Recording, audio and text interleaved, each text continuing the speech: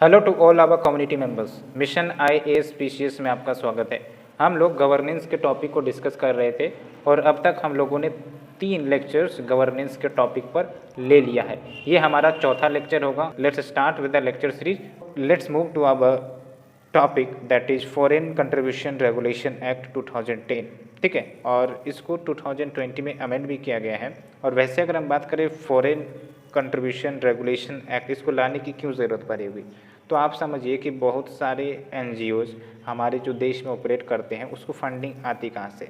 तो आप सही सोच रहे हो, या तो डोमेस्टिक फंडिंग होगी या फिर आपका इंटरनेशनल लेवल से फंडिंग आ रही होगी। लेकिन आप हमें बताओ कि आप गारंटी के साथ कह सकते हो कि जो NGO हमारे देश में ऑपरेट कर रही है, सभी NGO की बात नहीं कर रहे हैं, लेकिन क्या जो NGO ऑपरेट कर रही हैं, क्या हर एक NGO इंडिया के पॉजिटिव डेवलपमेंट के लिए कार्य कर रही हैं? ये आप गारंटी के साथ नहीं कर सकते। ऐसे बहुत सारे इतिहास में हमें एग्जाम्पल्स देखने के मिले हैं। इसीलिए ज़रूरी हो जाता है कि NGO को रेगुलेट करना, कहाँ से फंड आ रहा है, ठीक है, जो फंड आया वो कहाँ इस्तेमाल हो रहा है। तो ये सब का एक प्रकार से जानकारी होना ज़रूरी है, ताकि हम अपने देश की एकता अखंडता को बनाए रखें और जो भी आपके एंटी इंडिया एलिमेंट्स हैं उन पर एक प्रकार से रोक लगा कर रखें। ठीक है, तो इसलिए आपका ये एक्ट भी लाया गया था। हालांकि आपने इसको देखा भी होगा कि जब 1970s का दशक था, ठीक है, तो उस दौरान बहुत सारी डिस्टर्बेंसेस थी, पॉलिटिकल इनस्टेबिलिटी था, ठीक है, और उस दौरान आपका बांग्लादेश का भी एक प्रकार से जन्म हुआ। तो बहुत सारे NGOs यूँ कह सकते हो कि इंटरनेशनली फंडेड, ठीक है, तो भारत के खिलाफ जो है ना काफ़ी ज़्यादा एक प्रकार से आवाज़ उठा रहे थे, ठीक है, और इसीलिए वहीं से लगभग 1970s के दशक से आपका NGO का रेगुलेशन या फिर उनके फंडिंग के रेगुलेशंस की शुरुआत देखने को मिलती है। ठीक है, तो अल्टीमेटली फिर आपका अमेंडमेंट होता है। फिर अभी आप देख सकते हो जिस प्रकार से सोसाइटी चेंज हो रही है, टेक्नोलॉजी चेंज हो रहा है, तो रेगुलेशंस और ज़्यादा कड़क करने की ज़रूरत गवर्नमेंट को लगी होगी। तो इस हिसाब से उन्होंने फिर से 2020 में अमेंड किया था। इसके बारे में हमने करंट अफेयर्स में भी डिस्कशन किया था। ठीक है, तो नाम से पता चलता है जब हम फॉरेन कंट्रीब्यूशन की बात करते हैं तो यानी कि विदेशों से आ रहे जो दान हैं, ठीक है, किनको आते हैं, NGO सबको आते हैं, तो उनको रेगुलेट करना इस एक्ट का मकसद है। तो इसमें क्या कुछ फीचर्स है। पहली बात तो बेयरिंग फ्रॉम टेकिंग फंड्स, यानी कि कुछ सर्टेन आपके इंडिविजुअल्स होंगे, ठीक है, जिनको फॉरेन फंड्स लेना अलाउ नहीं होगा, जैसे इलेक्शन कैंडिडेट्स हैं, ठीक है, न्यूज़पेपर एडिटर्स हैं, पब्लिशर्स हैं, जजेज हैं, गवर्नमेंट एम्प्लॉयज़ हैं, या फिर member of any legislature and public servants, ये सब basically foreign contributions under this act नहीं ले सकते। आप भी सोच के देखो कि ये सब ऐसे कुछ ऑफिशियल्स हैं जो अगर दूसरे देश या फिर दूसरे के प्रभाव में आ जाएंगे तो अल्टीमेटली देश में इनसिक्योरिटी हो सकती है, या फिर यूँ कह सकते हो कि देश में आपका एंटी इंडिया एलिमेंट्स बढ़ सकता है। तो इसीलिए कुछ आपके जो ऑफिशियल्स हैं उनको फंडिंग लेने में रेस्ट्रिक्शंस लगाई गई। उसके बाद ये बात भी निकल कर आती है, जो अमेंडमेंट्स किया गया इसके तहत आपका इंटरनेशनल कंट्रीब्यूशंस जो भी आ रही है, जिस भी NGO को आ रही है, वो NGO दूसरे NGO को ट्रांसफ़र नहीं कर सकता। पहले ये चीज़ें नहीं थी, लेकिन अब जो है transferring of the fund does not happen from one NGO to another NGO। उसके बाद KYC नॉर्म्स को करेक्ट किया गया है, जैसे आधार, पासपोर्ट, ये सब की ज़रूरत होगी for registration for getting the foreign fundings by NGO। उसके बाद जो भी इंटरनेशनल कंट्रीब्यूशन आ रहा है या फिर फॉरेन फंडिंग आ रहा है, वो स्टेट बैंक ऑफ इंडिया के designated account that is your FCRA account वहीं पर आएगी, और वो आपका ब्रांच न्यू दिल्ली का ब्रांच होगा। ठीक है, ये सबसे बड़ा एक प्रकार से रेस्ट्रिक्शंस है। और उसके बाद स्पेंडिंग पर भी लिमिट रखी गई है। स्पेंडिंग में आप समझिए कि जो स्पेंडिंग होगी ना, जो भी पैसे आएंगे उस पर खर्च किया जाएगा, तो इसमें आप दो भाग बांट दो। एक तो आपका होगा कि जैसे आपका ऑफिशियल्स वर्क सब होते हैं, जैसे रेंट देना या फिर आपका सैलरी देना, तो ये तो आपका चलो ऑपरेटिंग कॉस्ट हो गया। लेकिन जो एक्चुअली मेन वर्क एनजीओ का क्या है, वेलफेयर के लिए फंड खर्च करना। तो बहुत सारे एनजीओ क्या करते थे कि सैलरी सब में ही अपने सारे पैसे खर्च कर देते थे। तो ऐसे में जो एम ऑब्जेक्टिव्स लेकर आए थे वो एनजीओ, वो अल्टीमेटली उसको नहीं फुलफिल कर पाएंगे। इसीलिए अमेंडमेंट करके अब क्या किया गया है कि जो भी आपका ऑपरेटिंग कॉस्ट पर खर्च होगा वो 20% से ज़्यादा नहीं होगा। पहले आपका ये 50% होता था, लेकिन अब जो है उसको लोअर करके 20% कर दिया गया है। ये भी काफ़ी इम्पोर्टेंट बात है, ध्यान रखना है आपको, ठीक है। तो हमने ये देखा, तो what we have understood regarding the FCRA, क्या क्या आपके साइलेंट फीचर्स है, barring from taking funds to certain officials. उसके बाद इंटरनेशनल कंट्रीब्यूशंस जो भी आती हैं उसको दूसरे एनजीओ के तरफ पास नहीं किया जा सकता, ठीक है। उसके बाद KYC नॉर्म्स को और ज़्यादा कड़क कर दी गई हैं। उसके बाद जो भी आपके फॉरेन फंडिंग आएंगी वो designated account that is FCRA account में आएंगी। उसके बाद फंडिंग को भी लिमिट की गई है, ठीक है। उसके बाद अगर हम चलते हैं नेक्स्ट टॉपिक, एनजीओ एंड कोविड-19। तो कोविड-19 के दौरान तो आपने बहुत सारे एनजीओ को ऑपरेट करते हुए देखा होगा, ठीक है। बहुत सारे एनजीओ ने फूड डिलीवरी प्रोग्राम लेकर आई, ठीक है। बाकी ये भी इश्यू निकल कर आई कि जो माइग्रेंट वर्कर्स है उनको घर भिजवाने में इनका काफ़ी ज़्यादा रोल रहा है, बस अरेंजमेंट करने की बात को, जो भी हो, ठीक है। तो कोविड के दौरान एनजीओ का रोल रहा है, हम देखते हैं क्या कुछ यहाँ पर निकलती है। लेकिन ये केस स्टडी याद रखिएगा कोविड-19 के दौरान एनजीओ के रोल को।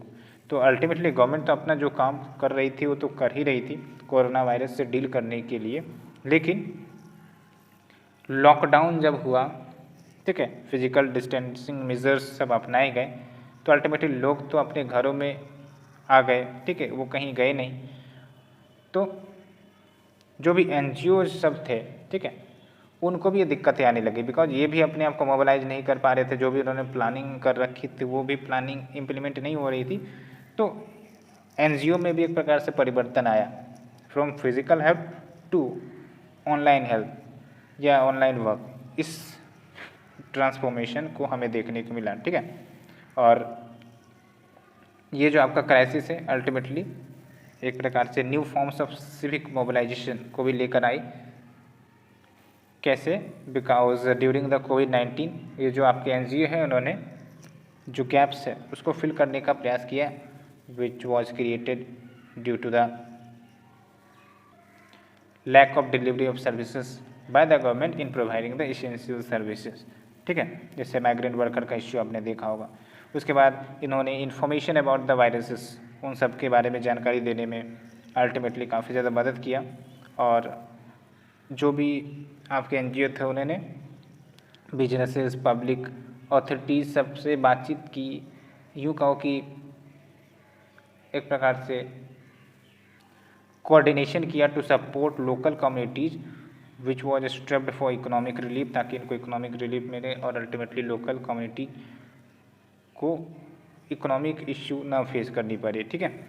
उसके बाद इन्होंने लोकल एडमिनिस्ट्रेशन को भी सपोर्ट किया, ठीक है, इन delivering the essential services like your homeless population working in urban areas. उसके बाद PPE किट्स जो आपने देखा होगा डॉक्टर सब इस्तेमाल करते हैं, उन्होंने इन सब के डिस्ट्रीब्यूशन में भी मदद किया for the community workers and the volunteers, along with identifying hotspot and deputing volunteers and caregivers to deliver services to the elderly persons with disabilities, children, transgender persons। इन सब की भी इन्होंने काफ़ी ज़्यादा मदद की, along with prevention, hygiene, social distancing, isolation, ठीक है। तो इन सब में भी काफ़ी ज़्यादा हमें देखने को मिला कॉपरेशन इनका। उसके बाद वैक्सीन डिस्ट्रीब्यूशन में भी आप देख लो, वैक्सीन डिस्ट्रीब्यूशन, एक तो वैक्सीन हेजिटेंसी वाली सिचुएशन आ रही थी, तो NGOs ने बेसिकली अवेयरनेस कैंपेन चलाई, ठीक है, ताकि जो वैक्सीन डिस्ट्रीब्यूशन है वो अच्छे से हो सके, वैक्सीन हेजिटेंसी वो ख़त्म हो सके। इसमें से एक NGO का भी नाम आता है प्रोग्रेसिव इंटरनेशनल, NGO, जिन्होंने ओपन कोलैबोरेशन की बात की कोविड-19 वैक्सीन टेक्नोलॉजी की, ठीक है, ताकि जो वैक्सीन की प्राइसेस है ना वो रिड्यूस हो सके और जो वैक्सीन की डिलीवरी है ना वो एक प्रकार से सिमेट्रिक हो सके, तभी तो जाके ये इन्फेक्शंस ख़त्म होंगे। ये बात हमें निकल कर आती है। उसके बाद चलते हैं RTI एंड NGOs। RTI और NGOs का भी एक इश्यू रहता ही है, यानी कि right to information and NGOs। तो बेसिकली सुप्रीम कोर्ट के एक डिसीजन के बाद जो आपके NGOs थे जिनको गवर्नमेंट फंडिंग आती थी उनको RTI एक्ट के दायरे में रखा गया, ठीक है। और जो पब्लिक अथॉरिटी जो आप देखते हो RTI एक्ट के अंतर्गत, उसको डिफाइन किया गया, एक प्रकार से डिस्क्राइब किया गया, एनी अथॉरिटी या एंटिटी और institution of self government created और कंस्टिट्यूटेड, ठीक है। तो ये बात निकल कर आती है। उसके बाद बेनिफिट्स क्या है अगर हम NGO को RTI एक्ट में लेकर आते हैं, वही बात है आपकी अकाउंटेबिलिटी, इंडिपेंडेंसी और रियलेबिलिटी ऑफ NGO, जिसको हम अपहोल्ड कर सकते हैं। साथ ही साथ एक्सेस टू इन्फॉर्मेशन हमें देखने को मिलेगा कि आखिरकार पता होगा कि जो भी आपके फंडिंग आ रही है वो आखिरकार खर्च कहाँ हो रही है, ठीक है। उसके बाद इफेक्टिवनेस ऑफ NGO बढ़ेगा इन प्रोवाइडिंग सोशल सर्विस, ताकि वो मोर ट्रांसपेरेंट तरीके से डिलीवरी ऑफ सर्विसेज प्रोवाइड करे। तो वे फॉरवर्ड वही है, better cooperation between the government and NGOs ये हो। साथ ही साथ NGO रेगुलेटर्स को इंश्योर करना पड़ेगा कि जो भी लॉज हैं वो फॉलो किए जाए fair, open and non partition manner. ऐसा नहीं हो कि भेदभाव हो, या फिर यूँ कह सकते हो कि पता चला कि कुछ NGO ऐसे हो गए कि आपका एक पक्ष को सपोर्ट कर रहे हैं, दूसरे पक्ष का विरोध कर रहे हैं, ऐसा नहीं होना चाहिए। और ये भी बोला गया है कि NGO जो भी रूल्स रेगुलेशन है उसका कंप्लायंस करे, इसके लिए नेशनल एक्रेडिटेशन काउंसिल क्रिएट हो, जिसमें आपके एकेडमिक्स, एक्टिविस्ट, रिटायर्ड ब्यूरोक्रेट्स ये सब का ग्रुप एक प्रकार से हो। तो हमने ये देखा अल्टीमेटली NGOs के बारे में। अब UPSC के जो प्रीवियस ईयर क्वेश्चंस है उस पर आप क्वेश्चन पर नज़र डालिए, देखिए आप सॉल्व उसे कर पाते हैं या नहीं कर पाते हैं। ये तो डायरेक्ट क्वेश्चन आया था जो आपका अमेंड किया गया, examine critically the recent changes in the rules governing foreign funding of NGOs under the FCRA 1976। तो ये तो आपका 2015 में आया है, लेकिन अभी 2020 में जो अमेंड किया गया ना, तो उसको याद रखना है क्योंकि वहाँ से भी क्वेश्चन पूछा जा सकता है। उसके बाद देखो रोल ऑफ NGO के बारे में पूछा गया, how can the role of NGO can be strengthen, यानी कि वे फॉरवर्ड पूछा गया कि क्या किया जाना चाहिए in respect of protecting the environment. उसके बाद मेजर वीकनेस क्या है, इस पर भी फोकस पूछा गया है। उसके बाद आप देखो 2016 में in the Indian governance system the role of non state actors has been only marginal. Non state actor मतलब क्या हो गया, वही NGOs हो गए आपके, ठीक है, SSGs हो गए, वो सब आपके नॉन स्टेट एक्टर्स हैं। तो उसको एग्जामिन करना है, यानी कि इसके प्रोज और कौन से देखने हैं, ठीक है। तो ये हमने डिस्कस किया।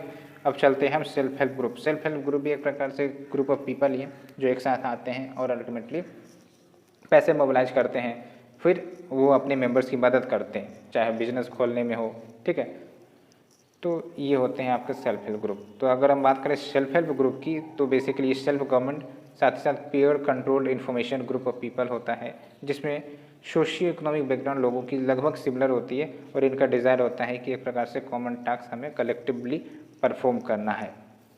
और पंचसूत्र यानी कि जो सेल्फ हेल्प ग्रुप्स हैं इनके 5 एक प्रकार से नियम होंगे, जो भी है आपके 5 कार्डिनल प्रिंसिपल्स कह लो, जैसे रेगुलर मीटिंग होनी चाहिए, रेगुलर सेविंग्स होनी चाहिए, बिकॉज सेविंग होगी तभी तो ये बेसिकली मदद कर पाएंगे एक दूसरे को। उसके बाद इंटरनल लैंडिंग हो गया आपका। उसके बाद रेगुलर रिपेमेंट होनी चाहिए, नहीं तो एक पता चला एक बार पैसे लिए और फिर वो पैसे आए नहीं, तो फिर काहे का सेल्फ हेल्प ग्रुप। उसके बाद आपके प्रॉम्प्ट बुक कीपिंग, ठीक है। तो ये बातें हो गई। चलो अब चलते हैं ऑब्जेक्टिव्स ऑफ SSG, क्या मकसद है SSG को क्रिएट करने का। तो पहली बात तो ये कि जो भी SSG होंगे उनके जो भी मेंबर्स होंगे उनको सेविंग्स एंड बैंकिंग प्रैक्टिसेस आनी चाहिए, ठीक है। नहीं तो क्या होगा कि वो सेविंग ही नहीं कर पाएंगे, और जब सेविंग ही नहीं होगा तो पैसे वो मोबिलाइज करेंगे कैसे, ठीक है। तो ये बात है।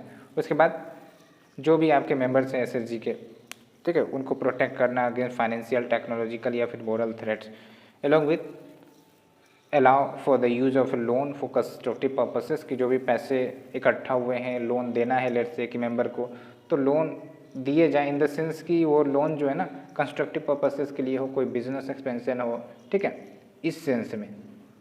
उसके बाद obtaining economic stability by the use of loan और क्रेडिट। उसके बाद to profit from mutual experience along with awareness range करना among women in the target area, because self help group में आप देखोगे वोमेन एम्पावरमेंट भी काफ़ी ज़्यादा हुई है।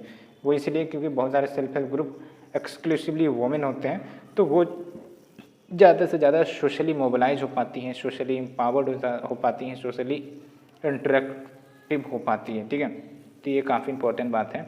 उसके बाद encouraging women to save and make it easier for them to build their own capital resources. उसके बाद वोमेन जो है वो सोशल रिस्पॉन्सिबिलिटीज़ भी ले सकती हैं, एंड वोमेन के ग्रोथ सब में भी मदद होगी। अगर हम बात करें origin of SHG in India की किस प्रकार से सेल्फ हेल्प ग्रुप की ओरिजिन हुई है, तो वैसे तो एसोसिएशन या फिर लोग आते थे, इकट्ठे होते थे और कॉमन मुद्दे पर अपना इंटरेस्ट जताते थे, लेकिन एक प्रकार से होता है ना एक ऑर्गेनाइज्ड मेथड कि हाँ इंस्टीट्यूशन होगा और अल्टीमेटली उसका एम एंड ऑब्जेक्टिव्स होगा। तो इस प्रकार की जो स्थिति बनकर आती है आपको 7th 5 ईयर प्लान में देखने को मिलेगी, जहाँ पर सेल्फ हेल्प ग्रुप को इंट्रोड्यूस किया गया as an organised method of poverty eradication. ठीक है, और सेल्फ हेल्प ग्रुप एक बहुत ही अच्छा तरीका है पॉवर्टी को इरेडिकेशन करवाने में या फिर जो भी आपके सोशल इविल्स है उसको दूर करवाने में, तो ये सब बड़ा रोल प्ले करती है। एग्जाम्पल भी दिया जाता है जैसे आपका मायरडा है, यानी कि Mysore resettlement and development agency, जो कि एक एनजीओ है। इन्होंने बेसिकली सेल्फ हेल्प ग्रुप के क्रिएशन की बात लगातार करती आई हैं सेविंग्स और क्रेडिट के लिए, कि जो भी पैसे हैं उसको सेव किया जाए और उसको फिर लोन के रूप में दिया जाए। ठीक है, साथ ही साथ कॉमर्शियल बैंक के साथ लिंक कर दे ताकि अगर पैसे की ज़रूरत हो तो वहाँ से भी लिया जा सके। तो ये सब आपका 1980s के दशक में देखने को मिली। और self help group as a tool to combat poverty, इसको स्पीड मिली जब आरबीआई ने सर्कुलर जारी किया 1992 में। यहाँ पर आप देखो, ठीक है, यहाँ पर है आपका 1992 में, जिसके तहत उन्होंने डायरेक्शन दिया कि NABARD SHG bank linkage pilot programme चलाने चाहिए, जिसका मकसद होगा कि वेरियस जो आपके कम्युनिटी ग्रुप्स है उसको कनेक्ट करो। तो देख सकते हो अप्रोक्स 500 ग्रुप्स को कनेक्ट करने का प्लान था। और गवर्नमेंट ने, यानी कि गवर्नमेंट ऑफ इंडिया ने स्वर्ण जयंती ग्राम स्वरोजगार योजना चलाई अप्रैल 1999 में as a part of poverty alleviation efforts, और जिनका मेन मकसद वो भी था कि किस प्रकार से हम सेल्फ हेल्प ग्रुप के डेवलपमेंट में कंट्रीब्यूट करें। बिकॉज इन सब को अगर मदद की जाती है गवर्नमेंट की तरफ से, तो एक प्रकार से सिर्फ एक महिलाओं की नहीं, जो भी एसोसिएशन से जुड़े महिलाएं हैं इनके डेवलपमेंट में काफ़ी ज़्यादा योगदान होगा, सोशल मोबिलाइजेशन होगा, इकोनॉमिक एक्टिवेशन होगा। ठीक है, वाया माइक्रो क्रेडिट फाइनेंस। तो माइक्रो क्रेडिट का भी कल्चर एक प्रकार से दौर चला था, और जब धीरे धीरे प्रोग्रेस देखने को मिली तो आखिरकार इंडियन गवर्नमेंट ने नेशनल रूरल लाइवलीहुड मिशन 2011 में लॉन्च कर दिया, जो कि एक प्रकार से मेजर कम्युनिटी मोबिलाइजेशन इनिशिएटिव था। तो अब बात करते हैं मेन मुद्दे की कि आखिरकार हमें एसएचजी की ज़रूरत क्यों है। देखो, जब हम बात करते हैं एसएचजी की तो थोड़ा सा बेसिक बैकग्राउंड आपको समझना पड़ेगा। हम तो कोई अमीर देश है नहीं, we are not definitely rich country. तो ऐसे में पॉवर्टी या फिर हंगर इस प्रकार की सिचुएशन काफ़ी ज़्यादा है, लेकिन अगर इनकम सिक्योरिटी इंश्योर हो पाती है लोगों की या फैमिली मेम्बर की, गरीब से गरीब लोगों की, तो डेफिनेटली ये सब जो पॉवर्टी जैसी सिचुएशन है ना वो दूर हो सकती हैं। ये बात आप भी मानते होगे। तो इसलिए गवर्नमेंट क्या करती है, एक प्रकार से इन सबों को सपोर्ट करती है कि भाई साहब हम आपको माइक्रो क्रेडिट फाइनेंस दे देंगे, आप जो है एक साथ आइए, कोई बिजनेस एक्सपेंड करिए, ठीक है, या फिर कोई अलग सा काम देखिए ताकि आप सबों का भी एक प्रकार से इनकम सिक्योरिटी इंश्योर हो सके और आप एक साथ एज ए टीम मेंबर के रूप में काम कर सके, और जिसके साथ भी आप सर्व करोगे उन सब का भी वेलफेयर हो सके। तो ये सब ऑब्जेक्टिव साथ में लेके चलते हैं। तो वही बात है कि जो very presence of self help groups ये काफ़ी इम्पोर्टेंट है, खासकर लोगों को एक प्रकार से सेल्फ रिलायंट बनाने में, ठीक है, और पॉवर्टी को हटाने में। बिकॉज इनकी मदद से इनकम को बढ़ाया जा सकता है, स्टैंडर्ड ऑफ लिविंग को बढ़ाया जा सकता है, और उनके जो सोशल स्टेटस है उनको एलिवेट किया जा सकता है। ठीक है, और जो आपका रूरल पॉवर्टी एंड अनएम्प्लॉयमेंट है वैसे तो एग्जिस्ट करती ही है, तो इसलिए दिक्कतें हैं, और सेल्फ हेल्प ग्रुप्स जो है इन सब को ख़त्म करने में या फिर कम करने में मदद करता है। जैसे आपका एक डाटा भी है, most recent data available on the Indian economy. यहाँ पर आप देखिए, द रूरल पुअर लगभग आपका 26% ऑक्यूपाई करता है कंट्री के टोटल पॉपुलेशन का। तो आप समझ सकते हैं कि इनका जो ग्रोथ है काफ़ी ज़्यादा रेस्ट्रिक्टेड हो जाता है because of restricted income. And women एक प्रकार से इम्पोर्टेंट रोल प्ले करती है यहाँ पर। और एक बड़ा मुद्दा ये भी है ना कि वोमेन का जो पार्टिसिपेशन है इन द वर्कफोर्स काफ़ी कम है। ठीक है, डिस्पाइट 50% वोमेन रिप्रेजेंट करती है with respect to the total population.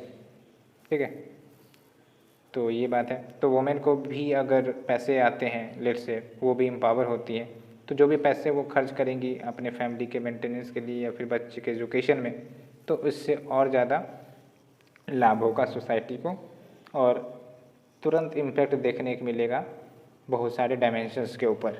ठीक है, तो जो सेल्फ हेल्प ग्रुप है ये आपका कोऑपरेटिव कॉन्सेप्ट्स पर आधारित है और it is regarded as a source of empowerment because women एक प्रकार से सोशली मोबिलाइज हो पाती है, ठीक है, या फिर जो भी पीपल हैं जो एक साथ आते हैं वो सोशली मोबिलाइज हो पाते हैं। और सबसे इम्पोर्टेंट बात यह है कि सेल्फ हेल्प ग्रुप जो बनता है इसके तहत बहुत सारे जो वल्नरेबल पीपल हैं, ठीक है, जिनको फॉर्मल फाइनेंशियल सिस्टम की एक्सेसिबिलिटी नहीं है, तो वो एसएचजी के साथ जुड़ के फाइनेंस ले सकते हैं और अपने बिजनेस या फिर जो भी प्रोडक्टिव वर्क में कंट्रीब्यूट कर सकते हैं, तो इनकी इनकम सब में भी बढ़ोतरी होगी। लेकिन दिक्कत वही है, ट्रांसपेरेंसी एंड अकाउंटेबिलिटी आपका यूजुअली मिसिंग होता है। तो ये सब तो चीज़ें सुधरेगी, लेकिन ओवरऑल एम एंड ऑब्जेक्टिव आपने समझ लिया होगा कि एनजीओ का क्या है। उसके बाद अगर हम बात करें बेनिफिट्स ऑफ एसएचजी, तो बेनिफिट्स ही बेनिफिट्स से अगर देखा जाए तो पहली बात तो ये कि जो women who are living in poverty, एक प्रकार से स्पेशल अटेंशन इनको मिलता है गवर्नमेंट की तरफ से भी, ठीक है। जैसे आपका जो नेशनल रूरल लाइवलीहुड मिशन है, ठीक है, ये जो प्रोग्राम है ये आपका एसएचजी को इंस्टीट्यूशनलाइज करने का काम करता है, एलोंग विद सोशल मोबिलाइजेशन में मदद करता है, इंस्टीट्यूशनल डेवलपमेंट में मदद करता है, कम्युनिकेशन में डेवलपमेंट में मदद करता है, as well as human resource development में भी। उसके बाद एसएचजी जो है वो इकोनॉमिक सेल्फ सफिशिएंसी को अचीव करवाने में मदद करता है, जैसे एजुकेशन, लिटरेसी, ये सब आपका प्रोवाइड करता है। और इकोनॉमिक बेनिफिट, सबसे बड़ी बात तो इकोनॉमिक बेनिफिट, ठीक है। उसके बाद आपका वोमेन के स्टेटस को इम्प्रूव करने में मदद करता है, बिकॉज वोमेन सब जब ग्रुप बनाती है तो उनका सोशल मोबिलाइजेशन होता है, अवेयरनेस होता है, ठीक है, मोर इंडिपेंडेंट डिसीजन ले सकती है, तो ऐसे में ये सब चीज़ें पॉजिटिव इम्पैक्ट डालती है। उसके बाद हेल्थ एंड लिविंग स्टैंडर्ड्स भी इम्प्रूव होता है, ठीक है, जैसे नेशनल फैमिली हेल्थ सर्वे 4 है, इसमें बोला गया कि वैसी महिलाएं जो पार्टिसिपेटरी लर्निंग एंड इंटरवेंशंस में इंगेज होती हैं उनकी जो मैटरनल मोर्टेलिटी रेट है वो कम होती है और नियोनेटल मोर्टेलिटी रेट दोनों कम होती है। तो काफ़ी पॉजिटिव बेनिफिट निकल कर आता है, because exchange of good information, awareness, ये सब चीज़ें होती है जब वो पार्टिसिपेटरी लर्निंग करती हैं। तो उसके बाद वोमेन फ्रॉम रूरल एरियाज, इनको मोबिलाइज किया जाता है, ठीक है। तो ये सब बात है, लेकिन कुछ चैलेंजेस भी है। पहली बात तो ये कि रूरल एरियाज़ में जो भी आपके एसएचजीज हैं या सेल्फ हेल्प ग्रुप्स हैं वो सोशियो कल्चरल ऑब्स्टिकल्स फेस करते हैं, ठीक है। जैसे एक डाटा दिया जाता है कि टिल मार्च 2001 जो सदर्न स्टेट्स है, जैसे आपके आंध्र प्रदेश, कर्नाटक, केरला, तमिलनाडु, मैक्सिमम एसएचजीज यहीं पर रजिस्टर करते हैं। तो कितनी ज़्यादा एसिमेट्री है, ठीक है। तो ऐसे में क्या होगा आपका कि रीजनल एसिमेट्री बन जाती है, ठीक है, एसएचजी की भी, सेल्फ हेल्प ग्रुप्स की भी। उसके बाद पुअर परफॉर्मिंग स्टेट्स जैसे आपका यूपी, बिहार, तो यहाँ पर बहुत सारे एनजीओ अगर हैं भी तो प्रोफेशनली इफिशिएंटली वर्क नहीं करते हैं, तो वेलफेयर इंश्योर नहीं हो पाता है। उसके बाद स्टेट्स जहाँ पर पैट्रियार्की है काफ़ी ज़्यादा है, तो वहाँ पर आपका वुमेन की जो भी रोल्स है, सोशल रोल्स या फिर फाइनेंशियल रोल्स रेस्ट्रिक्ट हो जाते हैं, बिकॉज पैट्रियार्की में क्या है, बाहर जाने नहीं दिया जाएगा, मास पार्टिसिपेशन अलाउ नहीं होगा, तो ये सब बात है। उसके बाद एक प्रकार से वुमेन की अपनी ही फैमिली ऑब्लिगेशंस होती हैं, तो ऐसे में बहुत सारे जो वुमेन मेंबर्स हैं वो अपना फुल अटेंशन अपने सेल्फ हेल्प ग्रुप ऑर्गेनाइजेशंस पर नहीं दे पाती हैं, ठीक है, बिकॉज ड्यूअल वर्क हो जाएगा। उसके बाद जो आपके सेल्फ हेल्प ग्रुप मेंबर्स हैं उनमें नेसेसरी एक्सपर्टीज की भी कमी होती है, ठीक है। तो किस प्रकार से प्रॉफिटेबल लाइवलीहुड ऑप्शंस निकाल पाएँ, ये सब भी कहीं ना कहीं नहीं जानकारी होती है। उसके बाद पुअर इंफ्रास्ट्रक्चर है, ठीक है। उसके बाद ट्रेनिंग एंड कैपेसिटी बिल्डिंग की कमी है। उसके बाद पॉलिटिसाइजेशन है। उसके बाद नो सिक्योरिटी यानी कि जो आपके एसएचजी है ना वो डिपेंड करते हैं मेंबर के शेयर्ड ट्रस्ट एंड कॉन्फिडेंस पर। पता चला पैसा दे दिया और वो पैसा जो है वो लौटाया ही नहीं, तो फिर वो दिक्कतें हो जाएंगी, फिर एसएचजी एग्जिस्ट ही नहीं करेगा, ठीक है, एसएचजी ही वीक हो जाएगा, तो फिर वो दूसरे मेंबर को फंड कहाँ से देगा, ये सब बात है। तो एसएचजी के जो डिपॉजिट्स हैं वो सेफ नहीं है, स्टेबल नहीं होते हैं। और अगर हम बात करें वीकनेसेस ऑफ एसएचजी यानी कि क्या कमियाँ हैं, तो पहली बात तो ये कि जो भी मेंबर्स होते हैं कोई ज़रूरी नहीं कि सेम सोशियो इकोनॉमिक बैकग्राउंड के हों, है ना, कुछ ज़्यादा गरीब हो सकता है, कुछ रिलेटिवली गुड हो सकते हैं इन द इकोनॉमिक टर्म्स, और हो सकता है जो गरीब है उनकी नेसेसिटी ज़्यादा हो तो उनको हो सकता है फंड ना मिले, उसका जो चांस है वो उस समय ना आया हो, तो ये सब बातें हैं। उसके बाद जो भी इकोनॉमिक गेंस होती हैं वो कहीं ना कहीं सफिशेंट नहीं होती है to bring about the qualitative shift in their lifes. उसके बाद एसएचजी जो है अभी भी डिपेंडेंट है प्रिमिटिव स्किल्स के ऊपर, ठीक है, क्योंकि वैल्यू एडिशन जो है पर वर्कर वो काफ़ी कम होता है, एलोंग विद वेजेज जो है ना काफ़ी ज़्यादा सब्सिस्टेंस लेवल पर है, ठीक है, तो ये सब बातें।